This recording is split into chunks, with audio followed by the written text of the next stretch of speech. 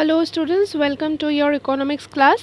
আজি আমি Indian economic development unit 2ৰ পাৰ্ট L ষ্টাৰ্ট কৰিম আৰু আমাৰ আজিৰ ডিছকাশ্যনৰ টপিক হ'ব industrial policy resolution 1956 that means IPR 1956 1956 চনৰ উদ্যোগিক নীতি প্ৰস্তাৱনা আজি আমি যিখন উদ্যোগিক নীতিৰ বিষয়ে আলোচনা কৰিম সেইখন পৰাপক্ষত চাবলৈ গ'লে দ্বিতীয়খনহে উদ্যোগিক নীতি বা ইণ্ডাষ্ট্ৰিয়েল পলিচি ভাৰতৰ প্ৰথমখন উদ্যোগিক নীতি ঘোষণা কৰা হৈছিল 1948 চনৰ 6 এপ্ৰিলত 6 এপ্ৰিল 1948ত প্ৰথমখন ইণ্ডাষ্ট্ৰিয়েল পলিচি ডিক্লেয়াৰ কৰা হৈছিল ভাৰতত এতিয়া প্ৰথম কথা আমি বুজিব লাগিব যে উদ্যোগিক নীতি বা ইণ্ডাষ্ট্ৰিয়েল পলিচিছবোৰ একচুৱেলি হয় কি Industrial policy actually refers to formal declaration by the government through which general policies for industries adopted by the government are made public. উদ্যোগিক নীতিয়ে চৰকাৰৰ এনে এটা ৰীতিগত আনুষ্ঠানিক ঘোষণাক নিৰ্দেশ কৰে যাৰ দ্বাৰা চৰকাৰে দেশৰ শিল্পসমূহৰ বাবে গ্ৰহণ কৰা নীতিসমূহ জনাজাত কৰা হয় আৰু যেতিয়াই এনেকুৱা এখন নীতি চৰকাৰে আগবঢ়ায় তাৰ সৈতে সদায় কিছুমান উদ্দেশ্য বা লক্ষ্য জড়িত হৈ থাকে এতিয়া আহোঁ আমাৰ প্ৰথমখন উদ্যোগিক নীতি যিখন ঘোষণা কৰা হৈছিল 1948 চনৰ 6 এপ্ৰিলত আৰু সেই নীতিখনৰ উদ্দেশ্যটো জানি লওঁ সেই নীতিখনৰ উদ্দেশ্যটো আছিল যে মিশ্ৰ অৰ্থনীতিৰ ভেটিটো সবল কৰা য'ত ব্যক্তিগত খণ্ড আৰু ৰাজহুৱা উভয়কে এক ঘনিষ্ঠতাৰে উদ্যোগিক উন্নয়নৰ গতিটো ত্বৰান্বিত কৰিবলৈ বিচৰা হৈছিল আৰু এইটোৱে আছিল প্ৰথমখন উদ্যোগিক নীতিৰ উদ্দেশ্য So usually whenever a industrial policy get declared it always comes with some sort of objectives and aims you can say So the main objective behind the declaration of the first industrial policy, that's on 6th April 1948, it was to lay the foundation of a mixed economy in which both private and public sector would go side by side to accelerate the pace of industrial development in India.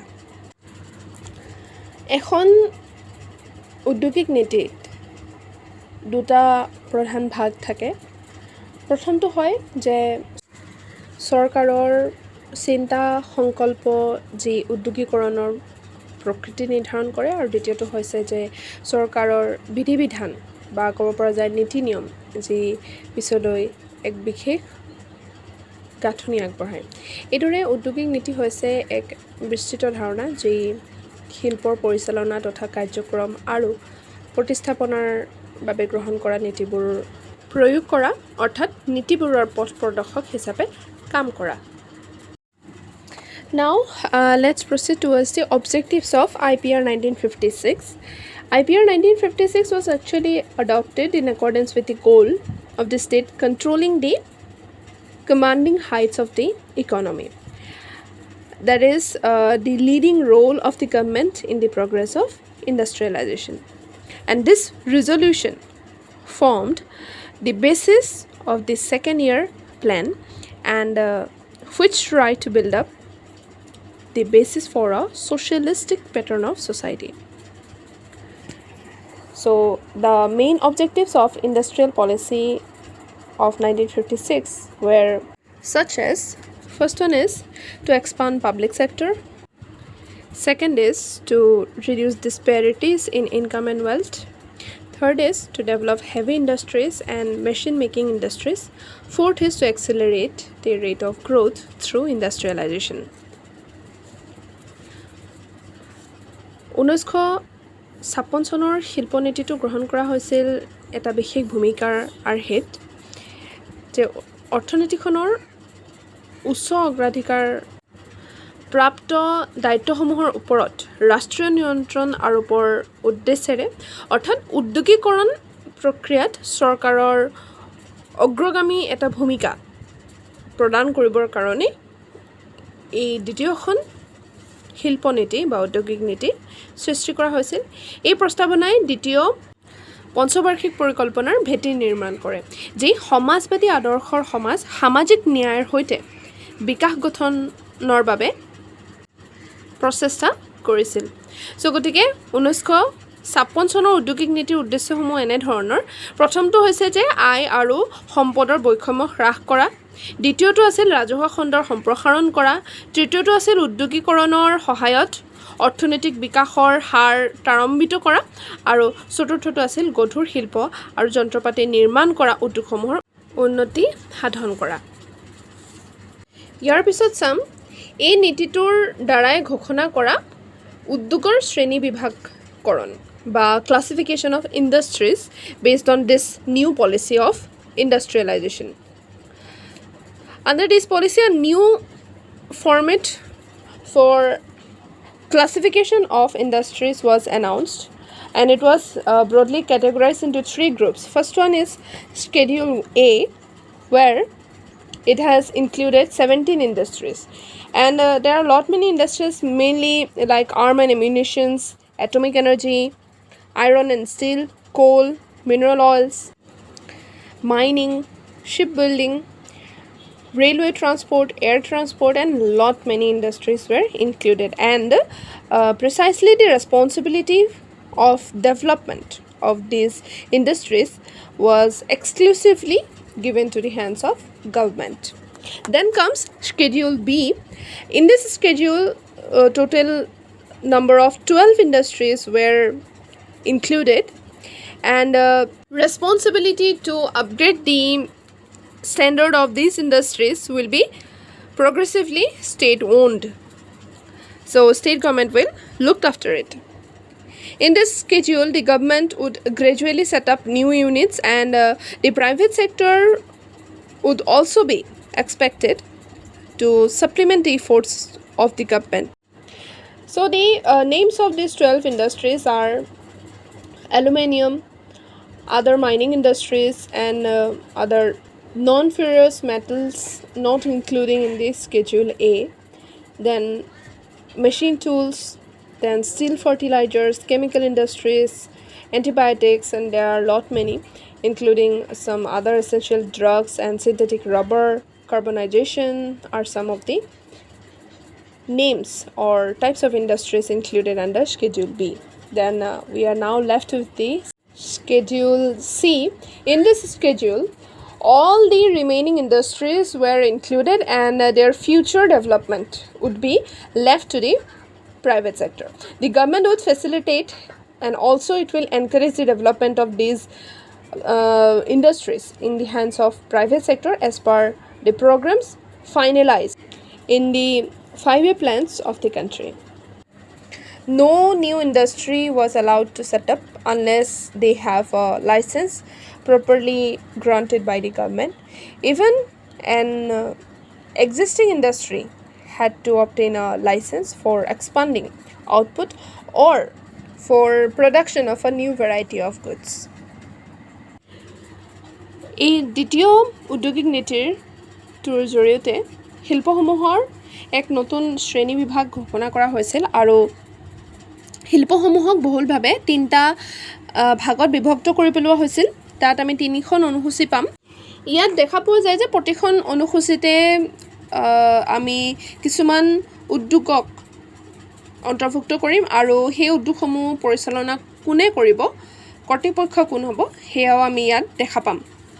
অনুসূচী ক, প্ৰথমখন অনুসূচীত সৰ্বমুঠ 17টা শিল্পক অন্তৰ্ভুক্ত কৰা হৈছিল। সেইকেইটা হৈছে যেনে যুদ্ধৰ অস্ত্ৰ শস্ত্ৰ, পাৰমাণৱিক শক্তি, লো আৰু তীখা খনিজ, কয়লা, খনি, জাহাজ নিৰ্মাণ, ৰেল পৰিবহণ, বায়ু পৰিবহণ, গধুৰ বৈদ্যুতিক প্ৰতিষ্ঠান, গধুৰ যন্ত্ৰপাতি, টেলিফোন, লো আকৰ আৰু কপাৰ, বৈদ্যুতিক শক্তি উৎপাদন আৰু বিতৰণ ইত্যাদি উদ্যোগসমূহক অন্তৰ্ভুক্ত কৰা হৈছিল আৰু এই উদ্যোগসমূহৰ উন্নয়নৰ দায়িত্ব কেৱল চৰকাৰৰ হাতত অৰ্পণ কৰা হৈছিল। এই হৈছে অনুসূচী ক।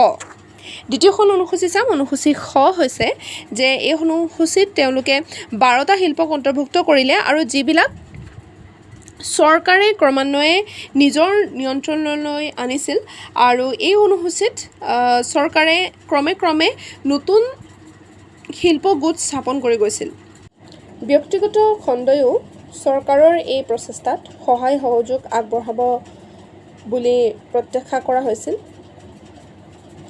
এই 12টা শিল্প হৈছে এলুমিনিয়াম, অনুসূচী কত অন্তৰ্ভুক্ত নকৰা আন যিবোৰ খনি শিল্প বা অনা লৌহ ধাতু,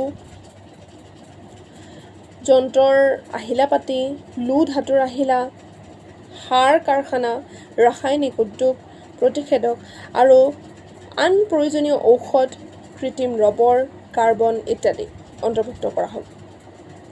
তাৰপিছত আহিলে অনুসূচী গ। ক আৰু খ অনুসূচীত অন্তৰ্ভুক্ত নোহোৱা সকলোবিলাক শিল্পক গ অনুসূচীত ধৰা হৈছে আৰু এইবিলাক শিল্পৰ ভৱিষ্যত উন্নয়নৰ দায়িত্ব ব্যক্তিগত খণ্ডৰ হাতত এৰি দিয়া হৈছে।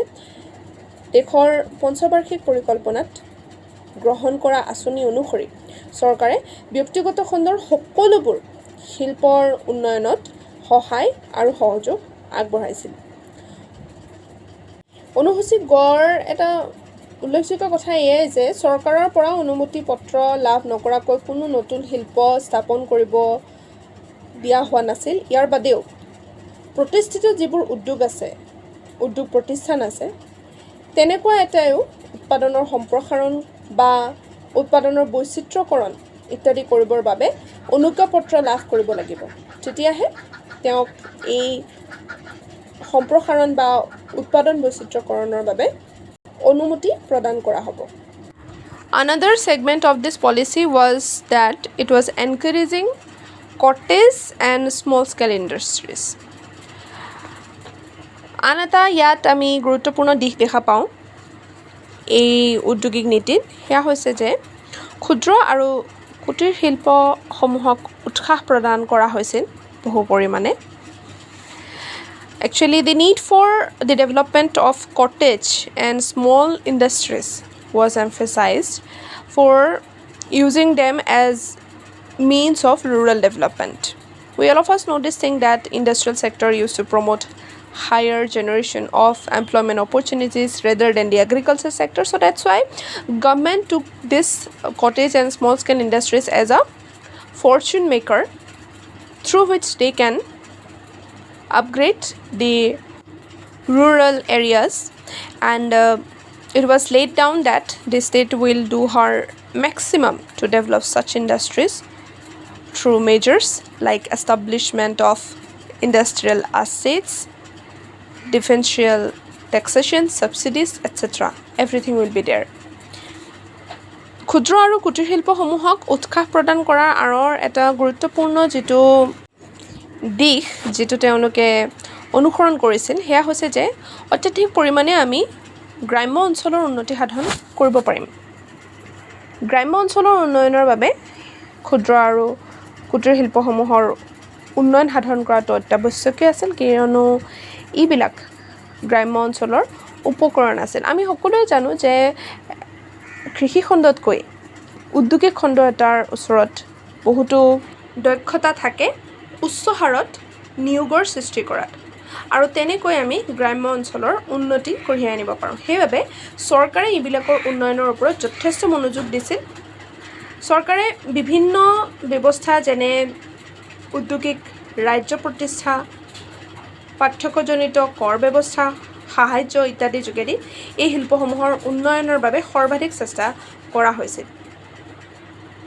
চ' IPR 1956ৰ সাপেক্ষে ক'বলৈ গ'লে ইমানখিনিয়ে, আৰু আজি আমাৰ ছেশ্যনটো ইয়াতে শেষ কৰিছোঁ।